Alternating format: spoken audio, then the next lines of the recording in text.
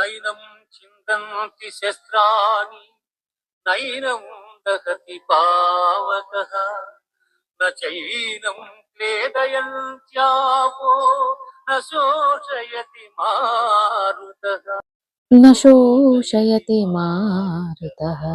ఈ ఆత్మను శస్త్రములు ఛేదింపజాలవు, అగ్ని దహింపజాలదు, నీరు తడుపజాలదు, వాయువు ఆరిపోవునట్టు చెయ్యజాలదు.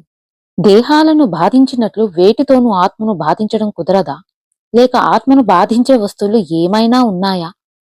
తర్వాత అంటే ఈ శ్లోకంలో భగవానుడు 23వ శ్లోకంలో చెప్పాడు, ఆత్మను శస్త్రాలు ఛేదించలేవు, అగ్ని కాల్చలేదు, నీరు దానిని తడుపలేదు, వాయువు ఎండించలేదు. సో ఇది ఛేదించ వీలు లేనిది, దహించ వీలు లేనిది. సో ఇది నిత్యమైనది, సర్వవ్యాపకమైనది, స్థిరమైనది, అచలమైనది, సనాతనమైనది. ఇదే 24వ శ్లోకంలో చెప్పాడు. అచ్ఛేద్యోయమదాహ్యోయం అక్లేద్యో శోష్య ఏవచ నిత్య సర్వగతస్థాను అచలోయం సనాతనః. అయం ఈ ఆత్మ అచ్ఛేద్య అంటే ఛేదించినట్టుకు సాధ్యము కానిది, దహింప వీలు కానిది అంటే అదాహ్య, అక్లేద్య అంటే తడుపుటకు శక్యము కానిది, చ ఏవ మరియు నిస్సందేహముగా అశోష్య అంటే శోషింప చేయుటకు సాధ్యపడనిది. అయం ఇది నిత్య నిత్యమైనది, సర్వగత సర్వవ్యాపి, అచల చలింపనిది, స్థాను అంటే స్థిరముగా ఉండినది, సనాతన అంటే సనాతనమైనది. పొద్దున లేస్తే చొక్కాలు మార్చినట్లు రోజుకు ట్రెండ్ మారుతుంటుంది బాబు. కృష్ణ పరమాత్మ కురుక్షేత్రంలో అర్జునుడికి ఇచ్చిన అల్టిమేట్ సావేజ్ వైఫ్ చెక్ కదా. అంటే వేసుకున్న పాత బట్టలు చిరిగిపోతే వాటిని విప్పేసి వార్డ్రోబ్ లో నుంచి సరికొత్త ట్రెండీ అవుట్ఫిట్ తగిలిచ్చినంత ఈజీగా ఆ లోపల ఉన్న ఆత్మ ఈ అవుట్డేటెడ్ బాడీని వదిలేసి కొత్త జన్మలోకి షిఫ్ట్ అయిపోతుంది. హే హే అల్టిమేట్ హార్డ్వేర్ అప్గ్రేడ్. టెక్నాలజీకి ఏంటి, మనం వాడుతున్న ఒక ల్యాప్టాప్ సర్వర్ లాంటిది అనుకోండి, ల్యాప్టాప్ ఆర్ సర్వర్. కాలక్రమేణా ఏమైతుంది, హార్డ్వేర్ పాడైపోతుంది, ర్యామ్ స్లో అవుతుంది, మదర్ బోర్డ్ క్రాష్ అవుతుంది. సర్వర్ క్రాష్ అయితే మెయిన్ క్లౌడ్ లో ఉన్న డేటా డిలీట్ అవ్వదు కదా. ఏం చేస్తాం, సింపుల్ గా పాత సర్వర్ ని డిలీట్ చేసి కొత్త హార్డ్వేర్ ఇన్స్టాన్సెస్ లోకి డేటాని మైగ్రేట్ చేస్తాం, రైట్? ఆత్మ కూడా అదే పని చేస్తుంది. పాత హార్డ్వేర్ అంటే బాడీని మార్చేసి కొత్త బాడీలోకి డేటాని రీడిప్లాయ్ చేస్తుంది, అంత ఫ్రెష్ మళ్ళీ మొదలు. ప్రాక్టికల్ సైకాలజీ ఏంటి, ద మాత్ర స్పర్శ అంటే ఇంద్రియాల స్పర్శ తప్పదు, దట్ మాత్ర స్పర్శ ఇస్ రియల్. మనం బ్రతికున్నంత వరకు మన కళ్ళు, మన మనసు అనే హార్డ్వేర్ పని చేస్తూనే ఉంటాయి. అవుట్ సైడ్ వరల్డ్ నుంచి సిగ్నల్స్ తీసుకునే ఉంటుంటాము, బాధపడుతుంటాము, సంతోషపడుతూ ఉంటాము. కానీ ఒక అటాచ్మెంట్ దూరమైనప్పుడు బాధ కలగడం, కంటి నుండి నీరు రావడం అనేది శరీరం మరియు మనసు యొక్క automated reflex action, is a natural response కదా. కృష్ణుడు 14 దాంట్లో చెప్పినట్టు, శ్లోకంలో చెప్పినట్టు ఇవి ఇంద్రియాల స్పర్శలు. అండ్ ఏడుపు అనేది మన లోపల ఉన్న ఎమోషనల్ టాక్సిన్స్ ని బయటకు పంపించే ఒక సిస్టమ్ ఫ్లస్, క్యాష్ క్లియర్ లాంటిది అనమాట. బాధ వచ్చిన పిడవకుండా లోపల దాచుకుంటే ఏమవుతుంది, మైండ్ క్రాష్ అయిపోతుంది. ఏడ్ చేయడము ఓకే, 100% ఓకే. కృష్ణ కండిషన్ ఏంటి, don't get struck. Arjuna complex నుంచి బయటికి రావాలి. నువ్వు ఏడవద్దు అని చెప్పడం ఉనికి ఉద్దేశం ఏంటంటే, ఆ ఏడుపులను మునిగిపోయి నీ విధిని, బాధ్యతలను, నీ ధర్మాన్ని వదిలేయకు అని ఏడ్చేయి. ఆ ఎమోషన్ ని రిలీజ్ చేయి.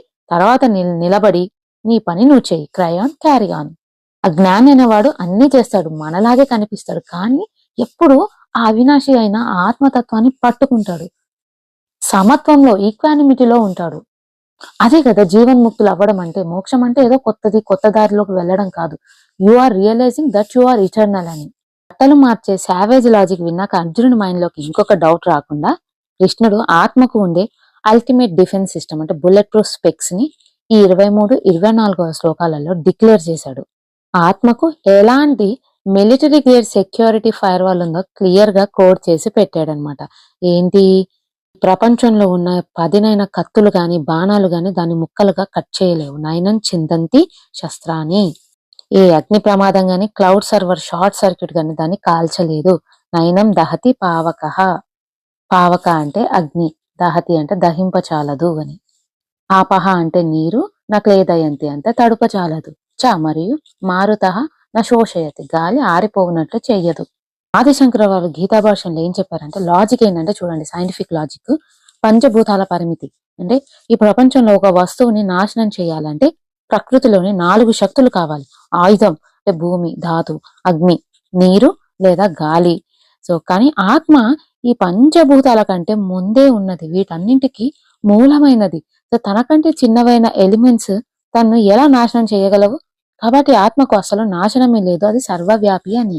ఈ పంచభూతాలు తెలుసు కదా మనకు, భూమి, నీరు, అగ్ని, వాయువు, ఆకాశం. ఇవి భౌతిక ప్రపంచానికి సంబంధించిన నిర్మాలు, పిల్లర్స్ లాగా అనమాట. సో వీటి వల్ల మనకు శరీరం, పదార్థం, రూపము అన్ని ఏర్పడతాయి. సో శరీరం అనేది పంచభూతాల కలయిక, అది మార్పుకు లోనవుతుంది, అందుకే శరీరం నాశనం అవుతుంది. ఇది మనకు తెలుసు. సో వేదాంతం దృష్టిలో ఆత్మ అంటే అది ఒక రూపం లేదు, మార్పు లేదు. సో పంచభూతాల కంటే ఎబోవ్ అనమాట, కారణ స్థాయిలో ఉందని భావన. అందుకే ఈ ఆయుధము అగ్ని, నీరు, గాలి నాశనం చేయలేవు అన్న భావన అనమాట తాత్వికంగా ఆలోచిస్తే. ఎందుకంటే ఆత్మ మనం ఏమని చెప్పుకున్నా, మార్పును గమనించే సాక్షి భావం, విట్నెస్ అని చెప్పాను. సో అది అనుభవాన్ని తెలుసుకునే ఒక స్థితి అని మనకు వేదాంతం చెప్తుంది కదా. అందుకే నాశనం చెయ్యలేదని ఇక్కడ భగవానుడు ఈ విధంగా చెప్తున్నాడు. సూక్ష్మము అని చెప్పాను, ఎంత సూక్ష్మమైతే అంత వ్యాపకమైనది అని కూడా నేను చెప్పాను. సో స్థూల వస్తువులు సూక్ష్మమైన వాటిని ఏమీ చెయ్యలేవు.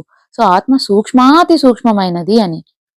సూక్ష్మమైన గాలి అంటే వాయువు చెట్ల ఆకులను కదిలించగలుగుతుంది, కానీ స్థూలమైన ఆకులు గాలిని ఏమీ చెయ్యలేవు. ఈ పంచభూతాలలో ఆకాశము సూక్ష్మమైనది, దానికి శబ్ద గుణం అన్నమాట ఒక్కటే.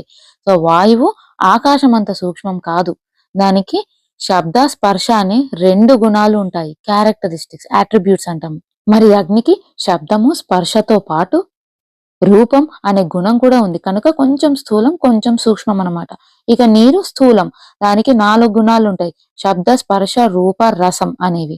సో భూమి అన్నింటికన్నా అంటే నీటి కన్నా స్థూలం, దీనిపై 4తో పాటు గంధం అనే గుణం కూడా ఉంది, శ్వాసన. సో 5 గుణాలున్న భూమి పూర్తిగా స్థూలం. గుణాలు తగ్గే కొద్దీ స్థూలత్వం తగ్గి సూక్ష్మత్వం పెరుగుతుంది. సో గుణం ఒక్క గుణం ఉన్న ఆకాశము అన్నింటికన్నా సూక్ష్మం. ఇక ఒక్క గుణం కూడా లేని నిర్గుణమైన ఆత్మ ఆకాశం కన్నా సూక్ష్మాతి సూక్ష్మమైనది. సో అట్టి ఆత్మను ఈ పంచభూతాలు కూడా ఏమీ చెయ్యలేవు అని ఈ శ్లోకంలో మనకు చెప్పిన అగ్ని, నీరు, వాయువు ఇది 3 పంచభూతాలకు చెందినవి కదా. సో శస్త్రాలు భూతత్వం కనుక అవి పంచభూతాలలోనివి. భూతత్వమైన శస్త్రాలు పంచభూతాలలోని ఆకాశాన్ని ఛేదించలేవు. అలాంటిది ఆకాశం కన్నా సూక్ష్మాతి సూక్ష్మమైన ఆత్మను ఎలా ఛేదించగలుగుతాయి? అలాగే అగ్ని ఆకాశాన్ని కాల్చలేదు, ఆత్మను ఎలా కాల్చుతుంది? నీరు ఆకాశాన్ని తడపలేదు, ఆత్మను ఎలా తడపగలుగుతుంది? వాయువు ఆకాశాన్ని ఎండించలేదు, అలాంటిది ఆకాశం కన్నా సూక్ష్మమైన ఆత్మను ఎలా ఎండించగలుగుతుంది? సో కనుక ఇవేవి ఆత్మనేవి చెయ్యలేవని దీని వెనుక ఉన్న ఆ టెక్నికల్ నాలెడ్జ్ అనమాట. కృష్ణుడు చెప్పిన 5000 ఏళ్ల క్రితం చెప్పిన ఈ లాజిక్ చూస్తుంటే ultimate lead software architect of the universe అనిపిస్తుంది కదా. ఇవాళ వాడుతున్న modern military grade security wall, immutable data packets, cloud redundancy, వీటన్నిటికీ అసలైన ఒరిజినల్ సోర్స్ కోడ్ మన గీతలోనే ఉంది. సో ఆత్మ అనే మెయిన్ సర్వర్ కి ఎలాంటి అన్హ్యాకబుల్, అన్డిలీటబుల్, సెక్యూర్ ప్రోటోకాల్ క్రియేట్ చేశాడు.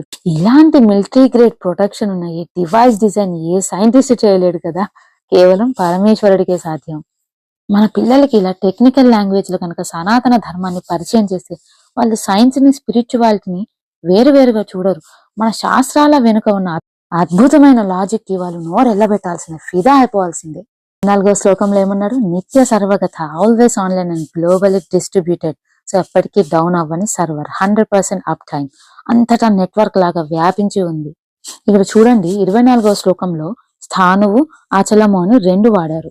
అంటే చలనము లేని, దేనికైనా చలనం ఉండాలంటే చలించడానికి కావాల్సిన ఖాళీ ప్రదేశం, ఎంటీ స్పేస్ ఉండాలి కదా. మనం కదులుతున్నామంటే మనము లేని ఖాళీ ప్రదేశం ఉంది. కానీ ఆత్మ సర్వవ్యాపి కదా, అది లేని చోటు లేదు కదా. మరి స్థూల వస్తువులతో సహా అంతటా వ్యాపించి ఉన్నది అది. మరి అది ఎలా కదులుతుంది? కదలటానికి చోటు ఎక్కడ ఉంది? అంతటా అదే కదా, అందుకే అచలం అన్నారు. మరి స్థానువు కూడా ఒకటే కదా. సో ఎందుకు అంటే స్థానువు అంటే చెట్టు, అది కదలకుండా భూమిలో స్థిరంగా ఉంటుంది. అయితే పెరిగే కొద్దీ కొమ్మలు, ఆకులు, పూలు, కాయలు వస్తూ కదులుతూ ఉంటుంది. సో అచలం అంటే పర్వతము, ఇక దీనిలో ఏ కదలిక ఉండదు కనుక అచలం అన్నారు. ఆత్మ ఇలా కదలకుండా ఎప్పుడు స్థిరంగా ఉంటుంది. ఆత్మ లేని చోటు అంటూ లేదు కనుక అది కదిలే వీలు లేదు. అండ్ సనాతన గురించి పోయిన శ్లోకాలలో మీకు చాలా వివరంగా చెప్పాను. సదానూతనం, సనాతనం, అది ఎల్లప్పుడూ కొత్తది. అట్లాంటి ఆత్మను తెలుసుకున్నటకు, అసలు అందుకున్నటకు ఆ స్థితిలో ఉండుటకు యోగులు, ఈ తపశ్శక్తి సంపన్నులు, సాధకులు, మహాత్ములు, జ్ఞానులు వాళ్ళ సర్వశక్తులు ధారపోసి సాధన చేస్తూ ఉంటారు. కనుక అది ఎప్పుడు నూతనమైనది. సో ఆత్మతత్వ విచారణయే మనందరి సనాతన ధర్మము. సో ఓ అర్జున, ఆత్మతత్వ విచారణ చేసి ఈ శోకాన్ని విడిచిపెట్టు అంటూ ఇంకా ఆత్మతత్వాన్ని తర్వాత శ్లోకంలో ఇంకా వివరించబోతున్నాడు భగవానుడు. అయితే భగవానుడు 23వ శ్లోకంలో చెప్పాడు, మళ్ళీ అదే 24వ శ్లోకంలో కూడా రిపీట్ చేశాడు. అంటే ఆత్మ ఛేదించబడేది కాదు, దహింపబడేది కాదు, తడపబడేది కాదు, ఎండించబడేది కాదు అని చెప్పడం. సో ఇలా చెప్పడంలో, మళ్ళీ మళ్ళీ చెప్పడంలో పునరుక్తి దోషం అంటే ఇలా చెప్పి విసిగించడం ఉన్నదా? వేదాంతంలో అలాంటి దోషం ఉండదు. ఎన్నోసార్లు చెబితే గాని వేదాంత విషయాలు అర్థం కావో పట్టన. అందుకే వెంటనే చెప్పడం జరిగింది. ఇది శాస్త్ర మర్యాద. పాఠాస్, ఇప్పుడు మీకు ఒక ప్రశ్న. శ్వేతాశ్వతర ఉపనిషత్తు ప్రకారం ఆత్మ యొక్క అఫీషియల్ టెక్నికల్ సైజ్ ఎంత? Okay, time up Parthas. నేను చెప్పేసాలా? మీకు ఇంతకు ముందుకు ఆడియోస్ లో చెప్పాను కదా, ఒకే ఒక వెంట్రుక చివరి భాగంలో 10,000వ వంతు, 1/10,000 it's part of a head tip.